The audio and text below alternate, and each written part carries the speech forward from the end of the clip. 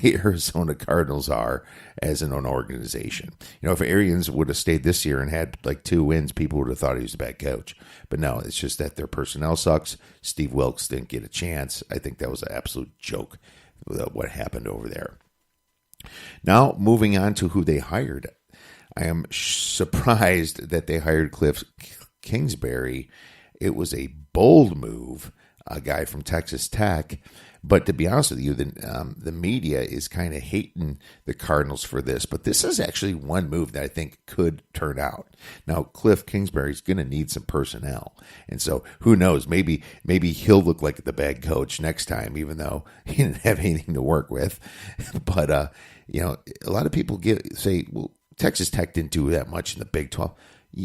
Look what they have against them. They're probably the 4th most attractive school in the whole state of Texas. Now the population's greater in Texas than Wisconsin, probably by 2.5, almost 3 times as amount. But in Wisconsin, it's just one Division I school, the University of Wisconsin. Texas Tech has the Longhorns ahead of them for recruiting. They have Texas A&M, an SEC school that's ahead of them in recruiting, and they have TCU that's ahead of them in recruiting. And don't forget the University of Houston, that's been snaking some players themselves, and SMU, Baylor. Okay. It's like you have all these schools there, and he still is able to, finish over 500 quite a few times, have an amazing offense, train Pat Mahomes, some major quarterbacks there. He's the offensive mind that you want, actually. So I actually think that the Cardinals finally did something possibly right here, but he still might look like a bad coach if they can't put anything around him. So I believe that he's going to, in time, have a good shot at making this a nice little offensive juggernaut over in Arizona. The next coaching move that happened that I'm obviously sad about is Vic Fangio becoming the coach of the Denver Broncos. Amazing defensive mind. He was over at San Francisco during the Harbaugh years when their defense was absolutely amazing. The guy deserves to be a head coach. I guess I'm happy for him. It's a hit to the Bears, but at the same time, the Bears are now experienced. They should be able to, remember everything they learned from Vic and some of the formations, when to, press, things like that. And I think that the Bears will bounce back on their feet and probably get somebody that, was a Vic Fangio pupil or possibly another big name. I heard Todd Bowles being bounced around as well, but I would guess he would go with Bruce Arians, but you don't know, so we'll see what happens there. I think that now that the defense has been under him, they don't take that much of a step back. You worry more about offenses losing a coordinator, like what happened in Atlanta when Shanahan moved on and they got Sarkisian. That's what you worry about more than when your defensive coordinator leaves, because he probably left a good mark there. Another great coaching hire, I think, is Adam Gase going to the Jets. He remains in the division. Miami said screw you to him, but this is another incompetent team of upper management, front office people that literally didn't give Adam Gase anything to work with. They're plagued by injuries. They're signing guys that have been in the league for 15 years, and Gore did a great job, but they didn't try to develop anybody. They got rid of their best wide receiver in Landry. They lost their best defensive tackle in Sue, and you expect Adam Gase to win with Tannehill? What the hell? I think the fact that he won 6, 7, 8 games over the last 3 years, the dude should get a gold medal for that. I remember Adam Gase and what he did with the Bears back in the 2010, 11, 12, whatever it was with Cutler. He got the best out of that team and what they could have possibly produced. They went to the NFC Championship game. They make it. But, man, I'll tell you, Adam Gase is a great hire in New York, and I'm excited to see what happens there and to see where the season win total comes out. I think they're going to be a really sneaky team next year. All right, real quick before I get into sharp money and NFL picks, I'd like to go over a schedule. It's going to turn into more of a Thursday night, Friday morning podcast once a week. There might be some others sprinkled in there, some special guests and things like that. But for college basketball, we like to focus on, and this is for all you newer listeners out there that haven't been here for 10, 11 months. We like to focus on the weekend games because that's the one you're watching. That's where the biggest betting comes into. That's the handle. So we want to focus our plays on that and the podcast on that. Now, we're still going to be putting up articles on the oddsbreakers.com, me and other handicappers, on some plays. If you're a handicapper, please feel free to reach out to us. If you'd like to contribute, we'd love to check you out and see and have you. But the podcast will be mostly once a week after football season.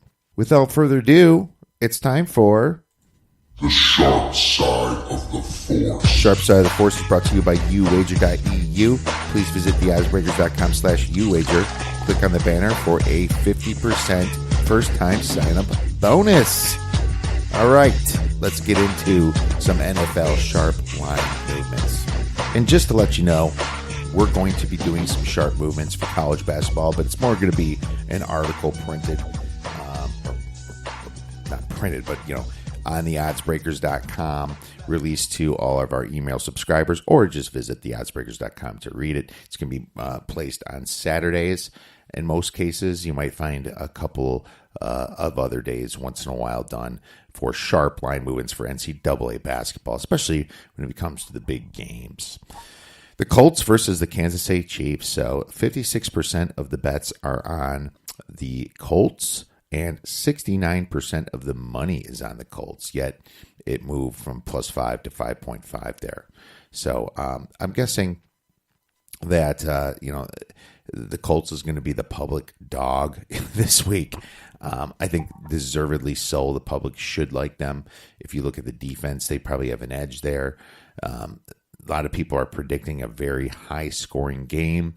The playoffs, I'm always a little bit on that. I think you'll see me talk a little bit more about that later. The Dallas Cowboys versus the LA Rams. 57% of the tickets are on the Cowboys, but 48% of the money is on the Cowboys. So the Rams are a small, sharper side right now. The Cowboys aren't great for coming back when they're down. If this is the Rams team that I seen beat the Vikings early in the year, I think it was early November, late October, whatever it was, then I definitely worry for the Cowboys and then the Rams might cover the spread. But the Rams have not been what they've seemed the last few weeks. They lost to the Bears, and the Bears got them, but they look pretty incompetent. They lost at home to the Eagles. The Eagles were desperate, but still, then they got to beat up on a couple tomato cans, such as the San Francisco 49ers, which they still allowed 35 points to, and the Arizona Cardinals, right? Not the exactly greatest way to prepare for the playoffs, but Todd Gurley has got a ton of rest. He's been off for 3-4 weeks now. He should be come back recharged for this game. If this could be a good live betting scenario for you as well. The Chargers versus the New England Patriots. You have the Chargers. 61% of the tickets are on the Chargers, but 70% of the money's on the Chargers. So this is a public and sharp side against the Patriots. Ooh, that's kind of strange, right? Well, I guess the public shifted, and now another public dog is the LA Chargers. And I hate betting on public dogs, but maybe the public's getting smarter. And if you look at numbers wise, the Chargers would be the right side. If you look at history, New England would be the right side. Philadelphia versus the New Orleans Saints. 55% of the tickets are on Philly to cover +8, and 68% of the money is on Philly to cover +8. another public dog here. So the public's on the dog at every game except for the LA Rams. The public's on the Rams a little bit more. So there you have it. Let's look at the totals.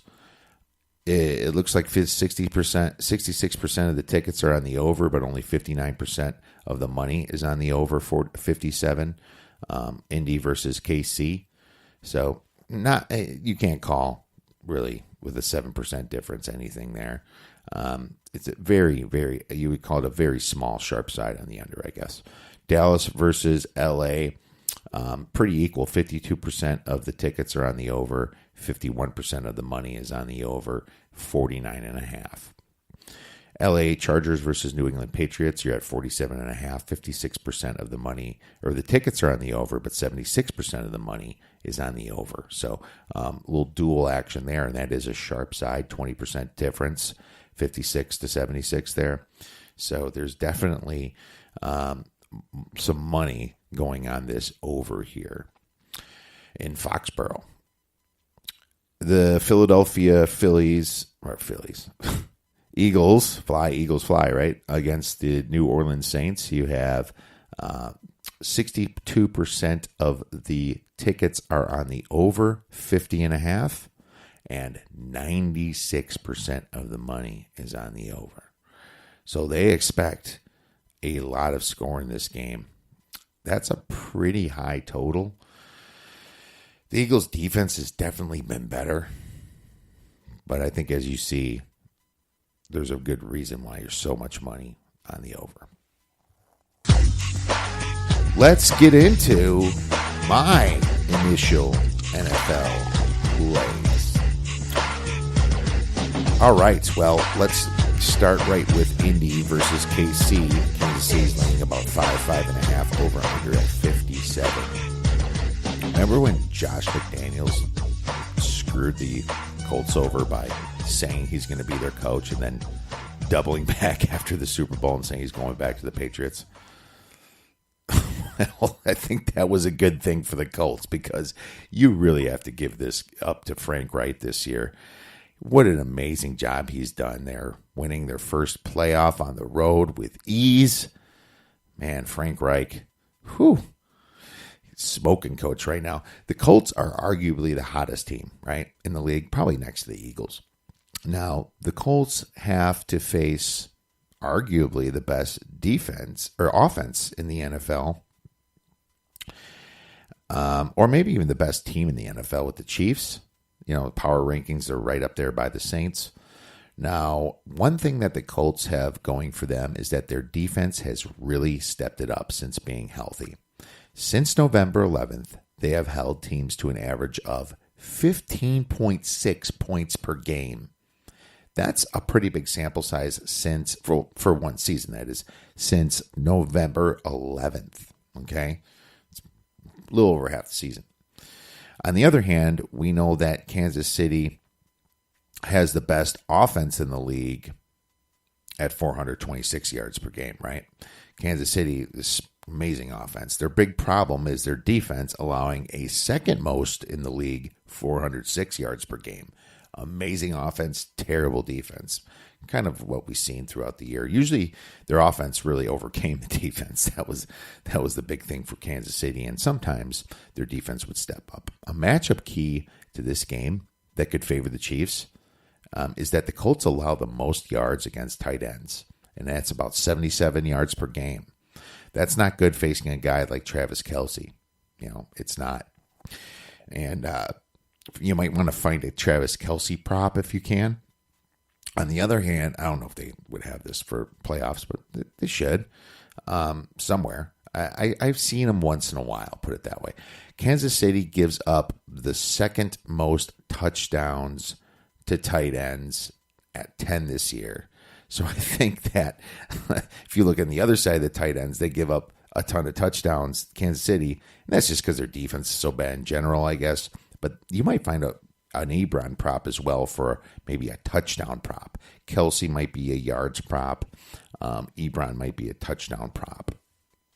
I'm actually looking right now, and the only props out are like T.Y. Hilton, Mahomes, Luck, Then you have Prescott, Elliott, Goff,